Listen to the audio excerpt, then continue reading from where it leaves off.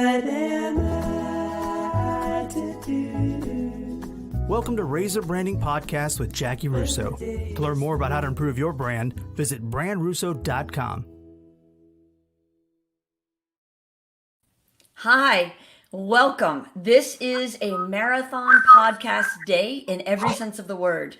We have some great nonprofits who are going to be with us all day long, and we will be talking to them each, going through what their missions are and how they operate, and hopefully raising some much needed funds. So kicking off the day today, we have the D.R.E.A.M.S Foundation.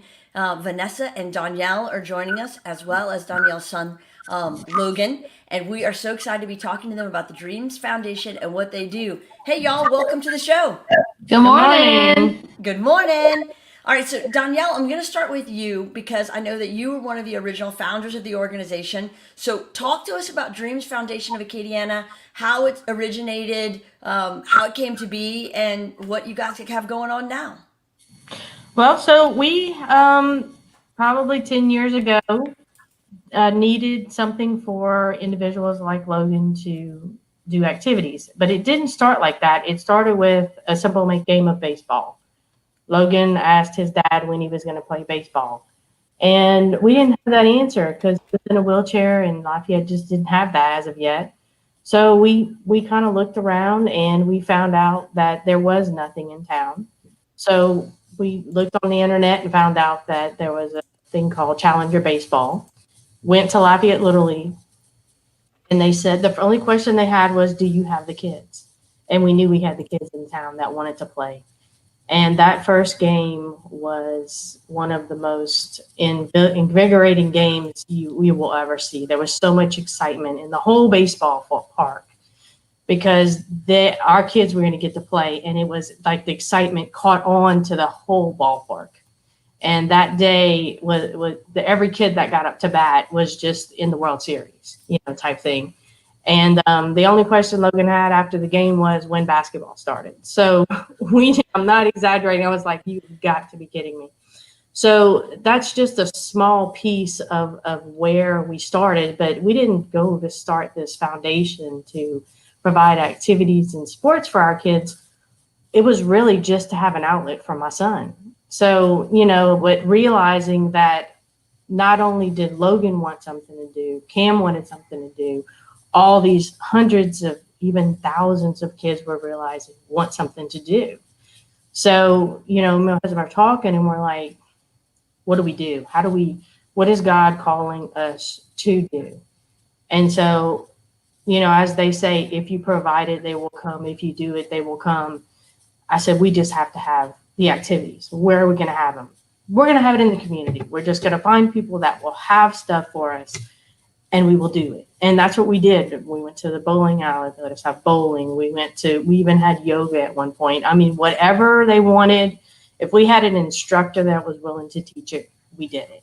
And that's how it started. It was just very simple. Well, then Brian's like, we're starting to get donations. We're starting to get volunteers. And it's like, this is becoming real. So we need to actually set up a foundation to hold all this stuff. And it was so rudimentary in the beginning. It was like, we'll do this for a few years and we'll see where it leads, never imagining that it would become this huge. It's big for us, although we're very small. For us, it's overwhelming the support that Lafayette has given us. Right. So I was around the park because our son plays baseball, Jackson. And so I remember when y'all went to the World Series in Pennsylvania because that's the same year that our all-star team, 12-year-olds, made it. So what was that experience like being there? It was surreal, what it really was. When they came to us and said, hey, we're going to go to the World Series, I was like, our kids are going to the World Series. I was like, yeah, there's this new thing, and y'all can go and y'all will play a game. And so it was like, oh my goodness. I mean, we had a shirt for every day. We all traveled together. When you got 25 kids that are all special needs, it was a trip to remember. I mean, we didn't get there till 2:00 in the morning.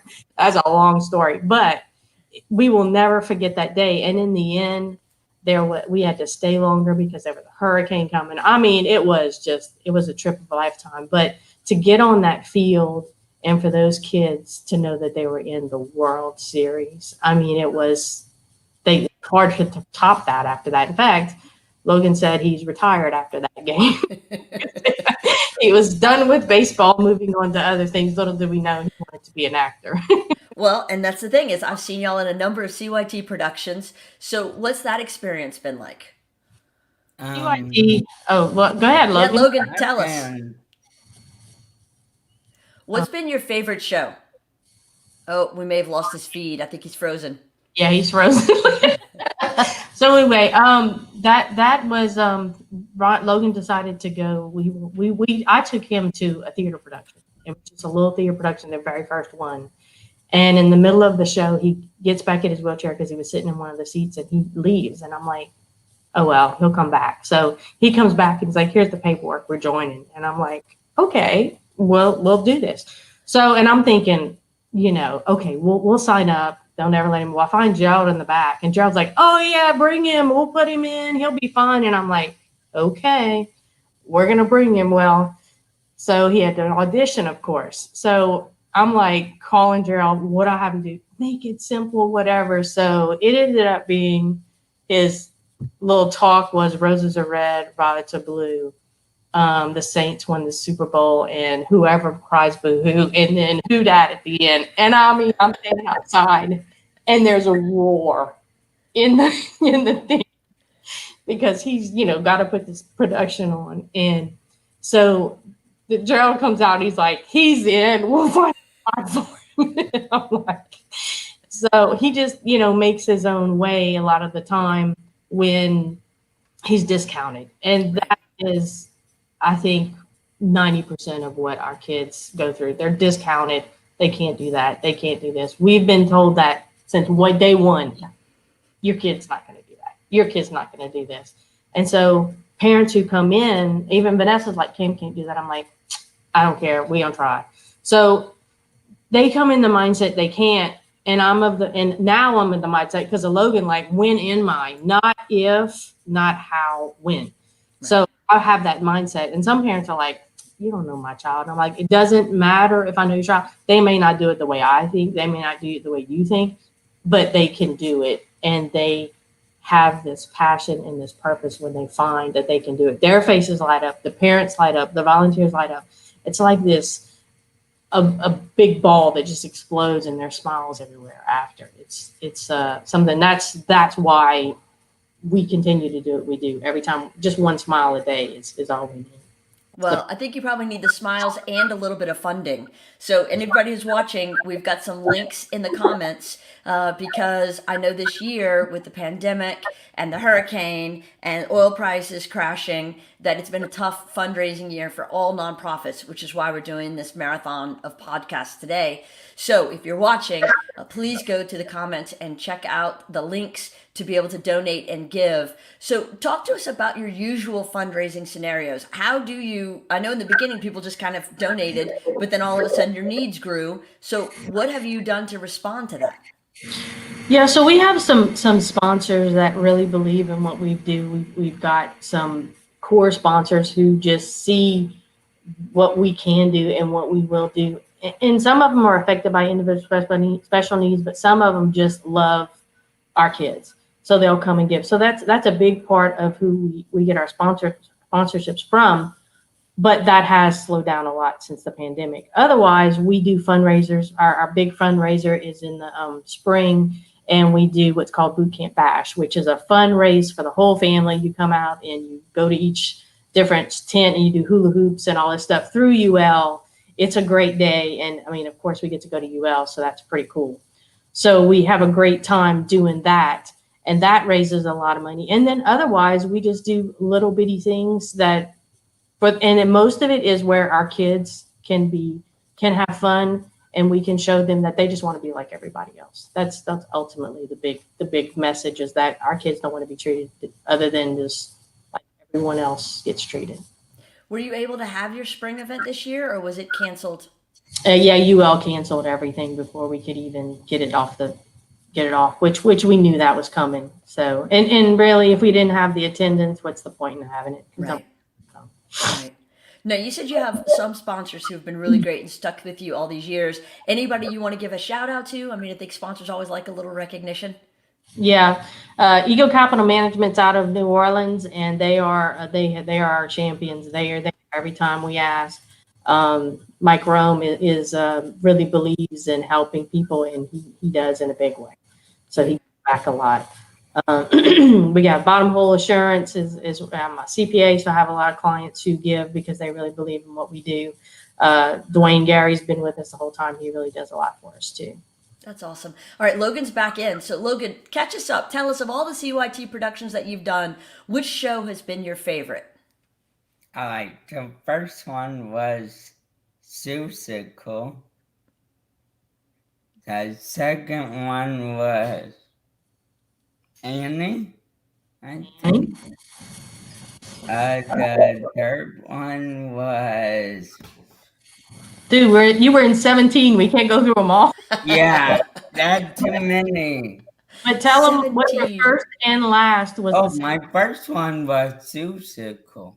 And your last one? Was Susical. He finished it up first and last Susical, and he had his biggest part in Susical. He was the bird that ran across the screen. Sure. That is awesome. Susical is such a great show. So what a great way to begin and end your CYT acting career. That is awesome. Now, you started a new venture with D.R.E.A.M.S, I think probably multi-purpose in terms of creating opportunity and fundraising. Y'all been making some meat pies, is that right? Yep, we making meat pies. God had told me we'd have making meat pies when I was in high school or anywhere in my life. I would have said, y'all are plumb crazy, but we're making meat pies every day. They make probably 300 or 400 meat pies a day. Wow. And we have 21 kids that are in and out of there. And I say kids, they are young adults who have a purpose and love their job. Cam works at the meat pie factory. Yeah. And they have when they are at the place when we're selling meat pies, they will walk up and say, "I made that meat pie." I mean, they take ownership of it. Tell them a little bit about what the factory means to you. Oh, absolutely. Well, and since this pandemic, Cameron has been out of the meat pie place, right? And so at least once a week, he's like, "Mom, I got to go back to work. They didn't need me at work." And I'm like, "You're going to get back, buddy. I promise." But that's how much it means to him, because like this is his job and he takes it serious. And anytime we have anything outside in the community that the meat pies is there, listen, he's like, "I got to be there. I got to stand at the table. I got to hand out samples. Like, this is my job." Like they take complete ownership of not only their responsibility at the job, but like their product. Like they are proud. They're so proud of what they're doing, as they should be, right? But so it's a joy. Like as a mom, it's a joy for me to see him. He's a 26-year-old man, so it's a joy for me to see him. See him have a job that he identifies with, and so that's been great. That's been wonderful. That's awesome. So when did y'all enter the D.R.E.A.M.S world, Vanessa? Have you been there from the beginning, or was this something y'all found along the way? Danielle and I were trying to figure it out, but we have so much going on all the time. It's like one big thing for me. We were trying to think, how long has it been? And at least 6 years. At least 6 years. Danielle was over at, I think, an autism thing, and she was out there with her table, like she always is, with her table and her information. And passed by, grabbed it, picked it up. And Cameron is a lot like Logan and enjoys being social and loves being out in the community, And so we were just jumped in. And, with Danielle, when you say, "Hey, hi, I'm here," she's like, "Oh, come on, let's go." We're talking about CYT. Like, she made me teach a CYT class, and I'm like, I'm dramatic, but not trained dramatic, right? So I'm like, okay, I'll do this. And of course, I had a wonderful time. Did I do it once or twice? I don't even know. Once. But anyway, so just jumped in, just jumped in. And anytime she says, she tells the kids and the parents, "Yeah, your kids are fine. They'll do it." She does that to the volunteers and the parents too. I'm like, "Good morning. I'm here."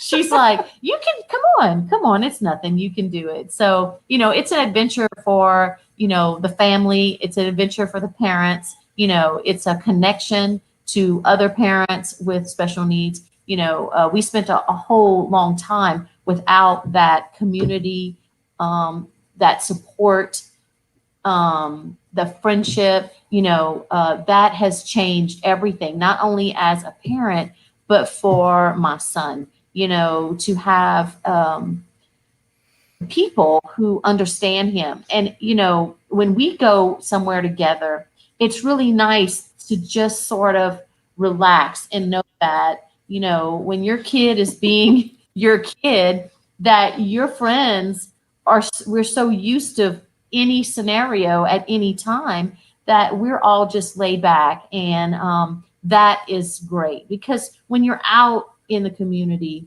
it's not always like that. You're always on your toes. You're always kind of apologizing sometimes, you're always trying to explain. And so here, I mean, it's been great. That's awesome. What a great outlet. Yeah, I pull everybody out of their comfort zone. Well, I mean, she has to. You can't do this. You cannot do this by yourself. I mean, there's no way. Like I was talking about the meat pie factory in terms of what it's meant to me and to my son, and to watch him grow in this area of his life. But she has to run the whole place. You understand? Like she has to run it all. So even as parents who are gleaning from all of her hard work, it's a lot. It's a real lot. So yeah, she'll pull you in. If you stand still too long, you're in. I find everybody's talents and I exploit them. Yeah, that's okay. That's okay. It's an easy way to give back, for sure. If somebody asked me what the Dreams Foundation was, it's life-changing for everyone involved, rather it be the parents, rather it be the volunteers, rather it be the children that are involved. A volunteer will come in, and it's usually a high school, college student, and they just think it's like butter. Yeah. I mean, they come in, especially for camp, and they're like, I want to come every year. They get to act like a kid, I take up a whole week of work to go out like a kid. We're dancing and jumping around, and we had to do camp virtual, and we were really concerned. The parents had the best time laughing at us because we were acting like complete buffoons up there, trying to get, because the energy you give is what you get. And the parents are like, I'm walking by their room and they're killing themselves laughing and dancing. Yeah. My husband started doing bad dad jokes for the parts that we didn't have, because we were like struggling. Like, I was like, tell a joke. And then he got into it. And the kids are like, tell another one. So that's the whole segment. You know what, too? I think this is also really beautiful, is that, anytime we do have something where we are pulling in people who are outside of our special needs community, whether it's college students or, other adults, or maybe someone who has someone in their family who has special needs, you can see the impact that it has on their life, right? And I've seen young, teenagers come in and volunteer and hang out with our kids, and it changes like the trajectory of their life. Like they have changed their majors in college to say, I see where I can make a difference in this world. And so it's a beautiful thing to see. Yeah. And she segued into one of the things I want to talk about. So after our first camp, we wanted to have a fitness class, because one of the problems with kids with special needs is that they do get overweight because they don't have as many activities. So Damon Vincent, who worked at the gym that we went to, we approached the gym. Look, we want to have a class. And he's like, okay, I'll do it. Well, that little yes turned into 3 big yeses in his life. Number one, he changed his career to become a special needs fitness, and he has his degree in that. Wow. 2, he met his wife at one of the classes, who is an assistant to one of the kids. I kept saying all the time, Damon. I know, Catherine we're like, is so cute. Oh yeah, we were totally Damon all behind is so it. Cute. Yeah. So they're married and have a child now. And the third wow is that he actually we're in our new facility that we share with him. He has 100 kids in and out of here monthly, probably daily. who do fitness and nutrition with him, and he's the only one in the state doing something like this. So he's on to something big. He doesn't really understand what he's got right here. Yeah. Because I was reaching the little kids. He's a college student. He's a Miss Martial Arts guy. I mean, he's actually been in fights and won, which we all go watch.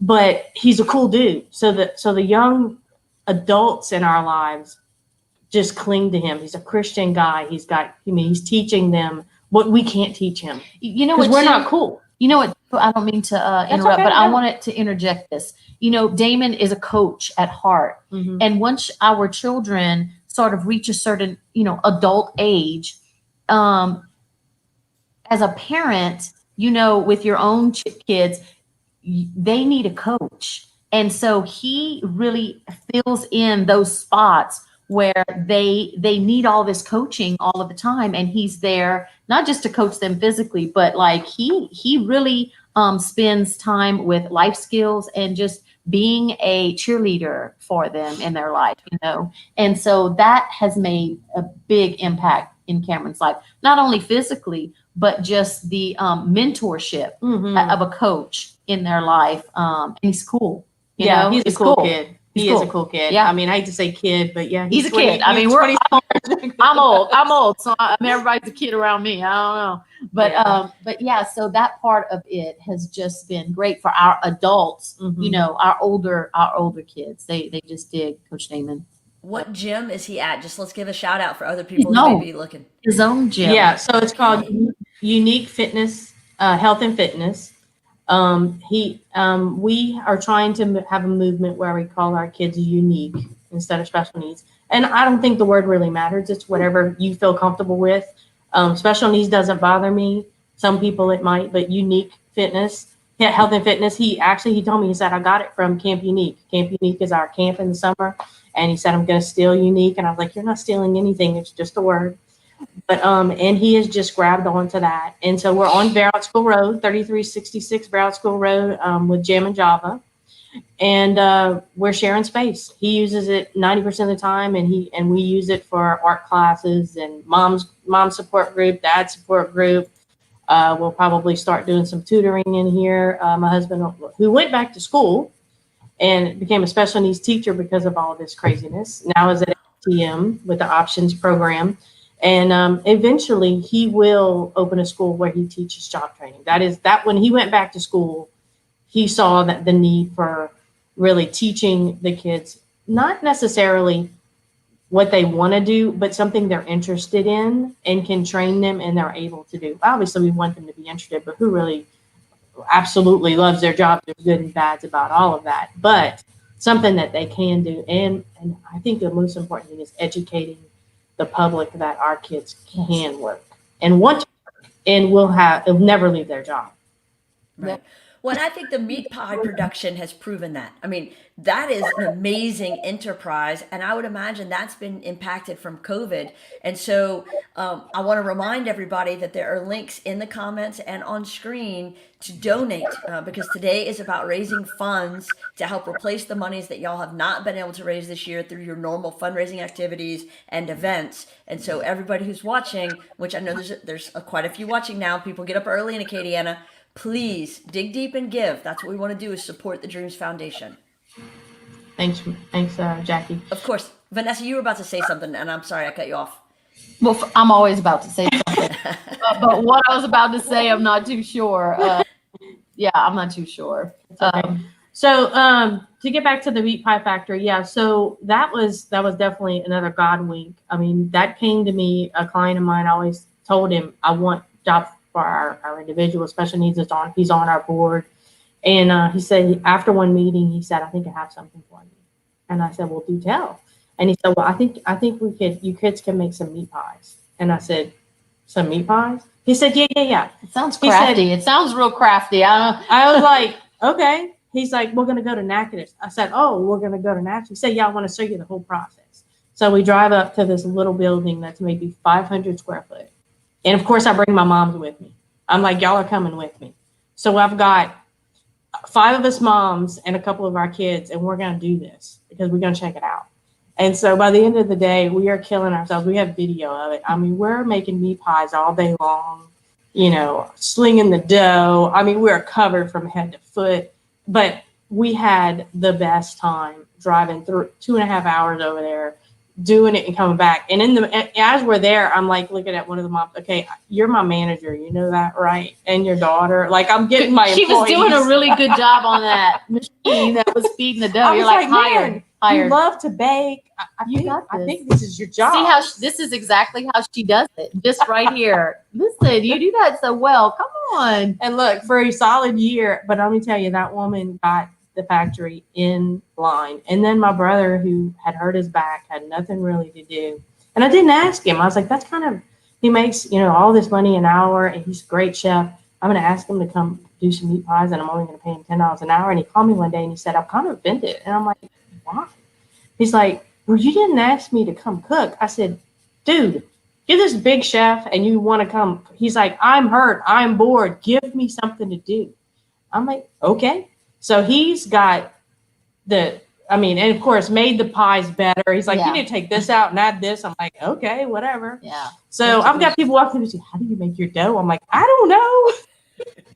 They want to buy our recipes. Go ask the kids. Go ask the kids. They know. Yeah. So it's funny how he had no purpose because he got hurt and couldn't do the job that he used to do.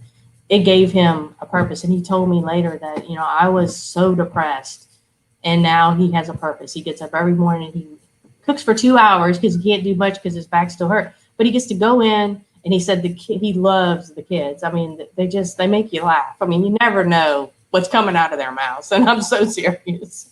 That's why I say when we're here, you can just sort of, you know, you can have a moment of reprieve because the kids say anything. I mean, the things that they say and do. And the funny thing is, it's like you want to pull them around and say, can you follow me around and say stuff that needs to be said that you can't say because it's not couth?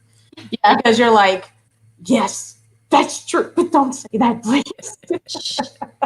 Then, you know, that manager left, and we had a little bit of time where we didn't really have a manager, and then somebody else just kind of came right in.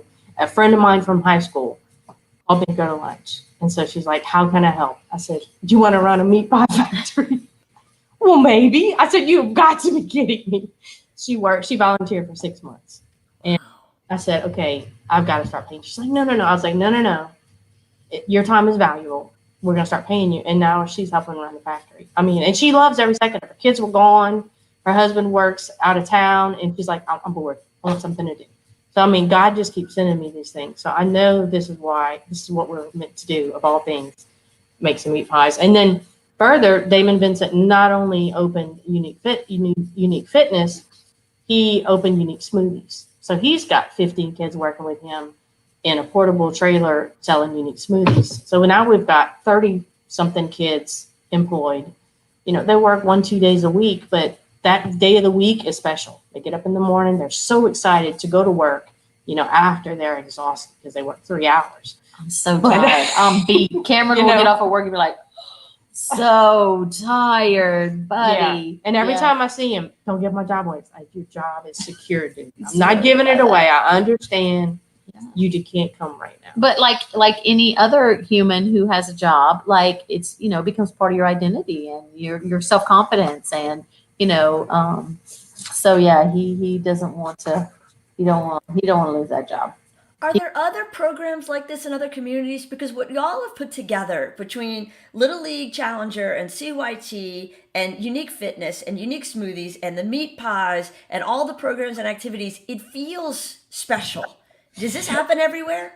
No, the only one that I've found that was closed because we've looked is in New York in the suburbs. They have this big place, which has been around since the 70s. And when I found it, I was like, oh my goodness, it's what we aspire to do. So, you know, we can't live forever, unfortunately. And our children, although they want to be totally independent, we as parents know that they're going to need help. And at some degree, so do they. And so our big dream is to have the Unity Community Village, which would be a village kind of like River Ranch where we have help. And that's what this in New York has done. And it is phenomenal. They have a farm, they have a school where they can learn to do jobs.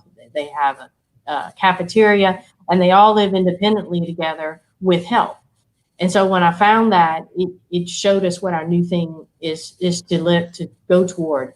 But that is the only one in the United States that I would call. Now there are some in Georgia. They have something they have a center where kids go, but where the community has totally developed and really just cling to us.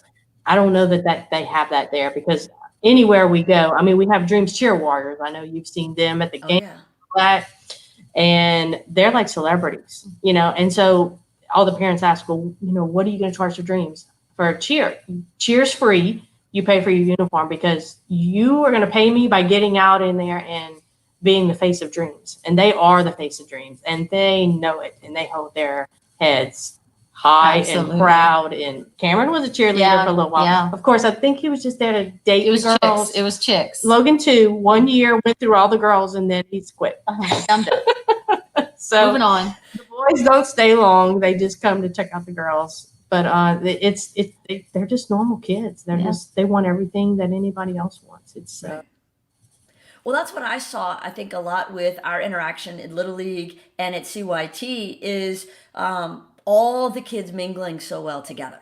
And the Dreams kids, I think, really providing great inspiration for all these mainstream kids, and everybody just treat each other like normal kids. And I love it. It was awesome. Oh yeah, he Logan, especially in CYT, he was like a normal kid. In fact, one of the moms laughed. She's like, they're running through the door, and they didn't hold the door for Logan. And one of the moms was like horrified, and Logan just looked at him, grabbed the door, and went on. And then she laughed to herself. She's like, he didn't expect anybody to hold that door, because he's like every other kid who is very able to open the door. Right. The fact that they didn't treat him special was what he liked, because he doesn't want to be treated. Now, if a girl's going to push him, absolutely, that's cool. Yeah. But for the most part, if it's a dude, let me get my own door, Right. Absolutely. And CYT has been great. Still, we have a class going strong there, and we're always have our own little 5-minute thing on stage. It's always a hoot. There's always a special show, something that never was practiced, that comes out.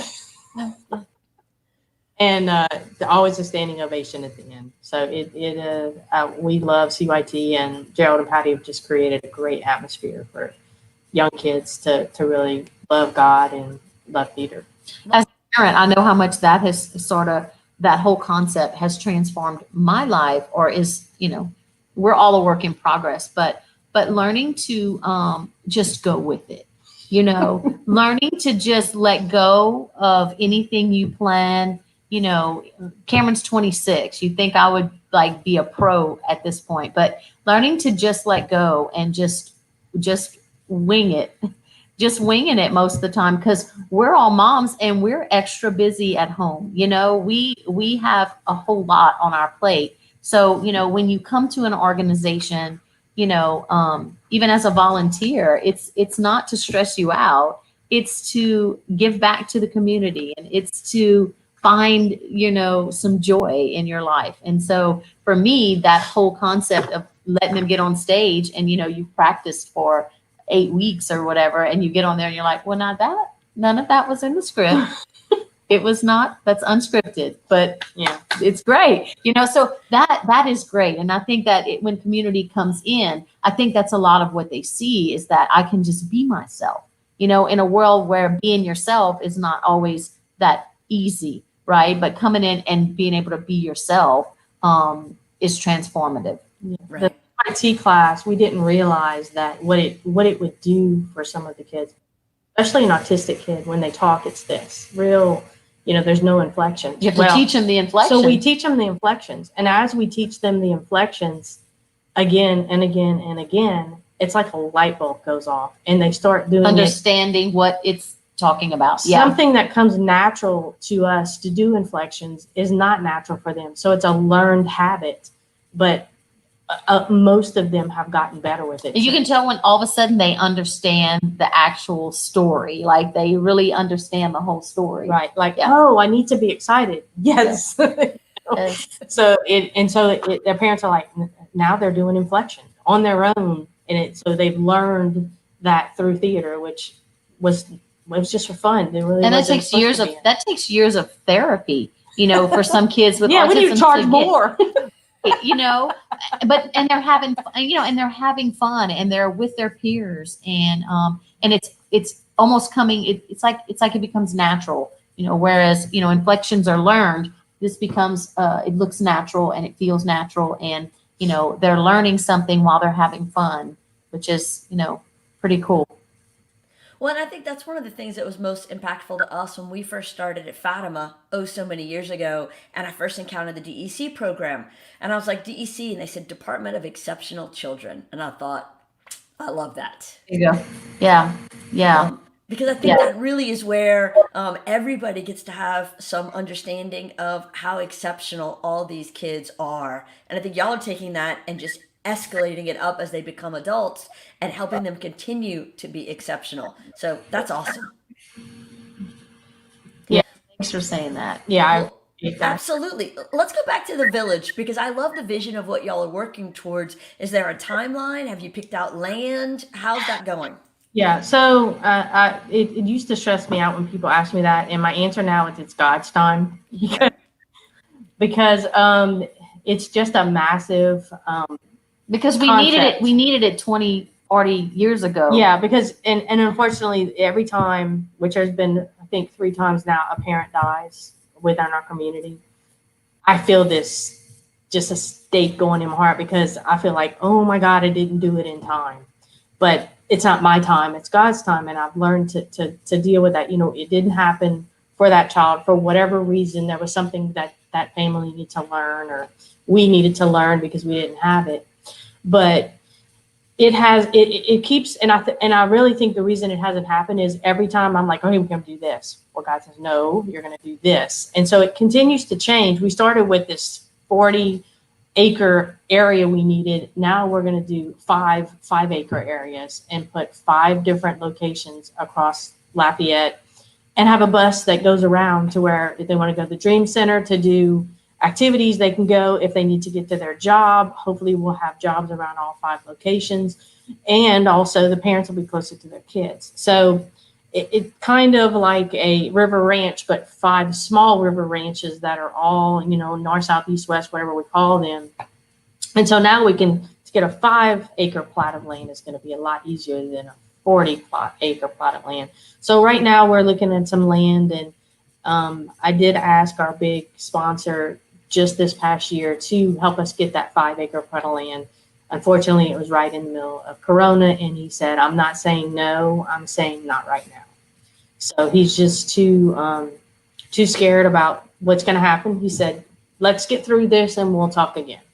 And so at least I didn't get a no. Right. He wants to help us. So I think that he will help us get that first plot of land maybe in a year when he feels secure that everything's back to normal. And then we'll put our Dream Center on it and a few houses to show that the need. I don't think people quite get what we're trying to do. Yeah. But we'll put 5 or 6 houses up with 4 kids in a house with a helper, and I'm sure Logan will be one of the first ones in there. Cam. Yeah. Yeah. And it's almost like this, every step that your child makes, our kids are adults now, but every step that they make, I don't have the resources to build that bridge to get to that place every single time, right? So I can walk with him and I can get him to those places now because I'm here. I don't, and if I'm trying to build a bridge and she's trying to build a bridge and we're all trying to build a bridge to get our child to that next place, it's much easier if we just build one bridge so that all of our kids can get to that place. But I don't have that. I've exhausted at this point, my son is 26. So I'm so tired, but I'm so tired. This is for the long haul. Most people, your kids are 18 and they're just chomping at the bit. They want to get out of the house. They want to be independent. And while our children, same, they want to be independent. It's not the same, So to think that one bridge where we all get to cross over is it's something to look forward to, and it's a reassurance, and it's, like my son has one brother, and so everything is, I tell him all the time, I'm like, I know how much responsibility is going to be on you one day. Like I know, pay attention to what we're doing because you're going to need this information, and it's not something I think that mainstream people think about, Yeah, that is something that is different in our lives, and it's hard to explain, but Logan will be independent to some degree later, but to some degree, he will always need help. So there's no empty nester. No, for us. No. And so people always say that, and I kind of chuckle. I'm like, yeah, we're not gonna get that, good or bad. No. We're not gonna get that. Yeah.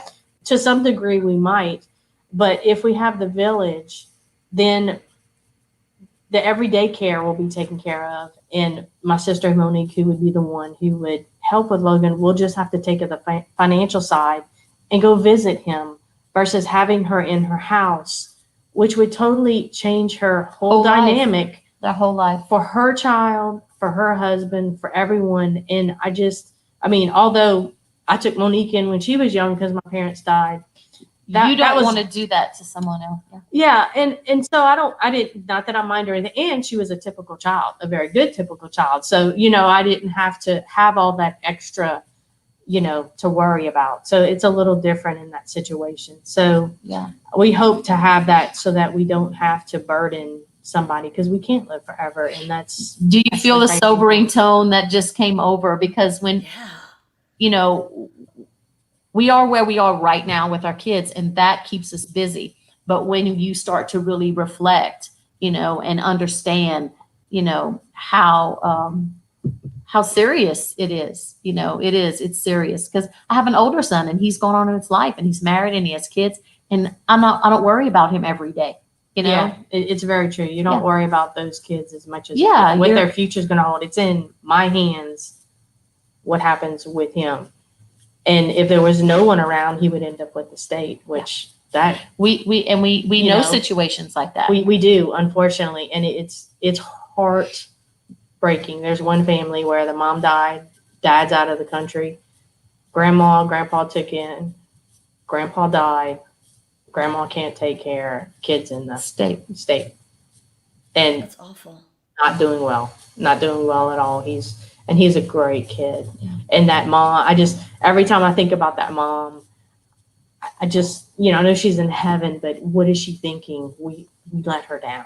No. Yeah. Yeah. I mean, and I know we had no control over it, but that is the one that kills me the most, is the one that's in that aside, whatever it's called, and he's not doing well.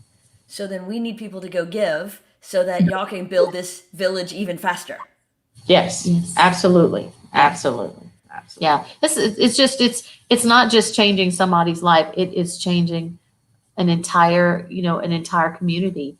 And I think, most people know someone with special needs, but I don't know what our numbers here are in Lafayette. I'm not quite sure, but there's a lot of them. Yeah. There's 12,000 in the 2010 census, over 18 in this area.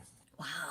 That area. And that was parish. That was 2010. 10 years ago. So can we fill that village 3 times over? Oh, no doubt in my mind. A whole small town. Yeah. Yeah. And one other thing, just to mention before I know we're almost by the end, how people interact with our kids. What is the question? Like everyone else. Don't stare. Walk up to them and ask them.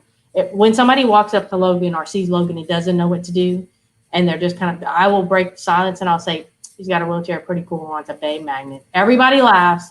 It breaks the thing, and they will then start talking to them. But there's so much stigmatism with, don't say the wrong thing, don't do the wrong thing. It's simple. It's like person first, right? Person first, disability, especially with most of our kids, because even though they are aware and they are learning to be advocates for themselves, and explain when someone doesn't understand them. I'm a person first, I'm a person first. And that means a lot. Out in the community, I feel like I do a lot of explaining, a lot. And Well, it's there are people who wear their uniqueness on the outside, whereas everybody else's uniqueness is on the inside. That's it. Absolutely right. Very yeah, good statement. yeah. And my son in particular is out. It's very out loud. It's very out there. And so, but to see him get out there and just be who he is, Right. refreshing. Yeah. Right. Well, listen, y'all, our time has come to an end, but I cannot thank you enough for being with us this morning. I know y'all got up early. Logan, I appreciate you getting up early and logging in and sharing with us your thoughts on your time with CYT. For everybody who has a chance, please give to the Dreams Foundation. Obviously, as you've heard, they are doing such important work in our community, and there are so many people who need this, and we've got to get this village built. So I need y'all to buy some meat pies. I need y'all to attend activities when they're able to be in person again, and mostly I need everybody to give.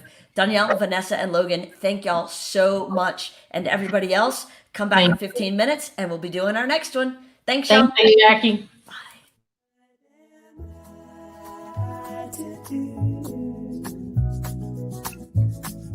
When the day is through.